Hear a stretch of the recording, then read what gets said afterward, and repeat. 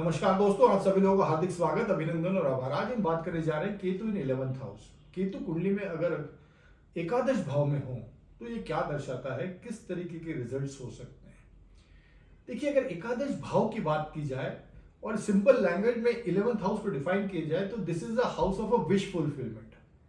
तो ये जो भाव है, एकादश भाव है, ये काम त्रिकोण का एक भाव है। तो इस हाउस से जो मैं देखता हूं वो विश फुलफिलमेंट में देखता हूं, मैं इच्छाएं देखता हूं, डिजायर्स देखता हूं। और ये जो हाउस है ये मटेरियलिस्टिक गेन्स को लेके जुड़ा हुआ है, भौतिकवादी चीजों को लेके जुड़ा हुआ है।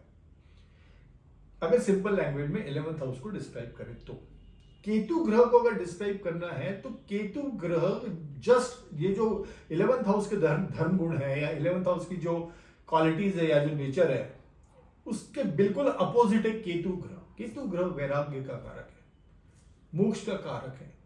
इस केतु ग्रह को धन, संपदा, पद, प्रतिष्ठा, फेम, इनसे बिल्कुल लगाव नहीं है।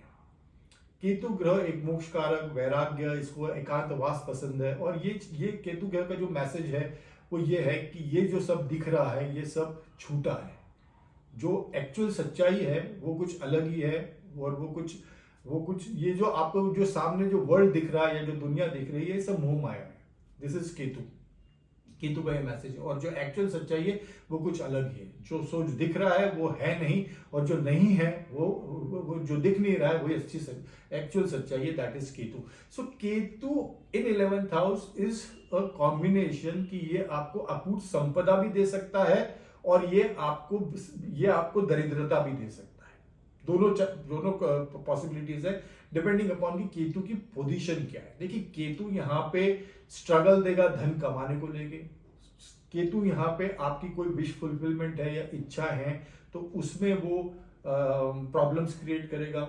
वो इजीली कंप्लीट नहीं होंगी या इजीली फुलफिल नहीं होंगी, जिसके कारण आपको लाइफ में परेशानियां होंगी। आपका जो नेटवर्क है, दोस्तों का जो सर्कल है, उसमें हो सकता है कि आपको बिल्कुल इंटरेस्ट ना हो। ये भी हो सकता है कि आपके नेटवर्क फ्रेंड सर्कल में इंटरेस्ट ना हो और आप अलूफ रहना पसंद करते हो। या हो सकता है कि आपको आपके फ्रेंड सर्कल से या नेटवर्क से आपको धोखा मिले, वो आपको सपोर्ट ना करे। हो सकता है कि आपको बड़े कंपनीज में जॉब करने का अपॉर्चुनिटीज ही ना मिले, because 11th house shows the big companies also, the corporate companies also. तो हो सकता है कि वहां पे आप जॉब करना चाहते हो पर ना मिले। सो ये नेगेटिव एस्पेक्ट्स है। अब केतु, अगर यहाँ पे केतु से अगर पॉजिटिव रिजल्ट्स लेना है तो you should know how to activate Ketu. देखिए, केतु का जो नेचर है वो ये है कि आप किसी चीज के पीछे भागो मत। और केतु अगर 11th हाउस में है तो आप सिर्फ कर्म करते रहिए, सिर्फ कर्म करते रहिए।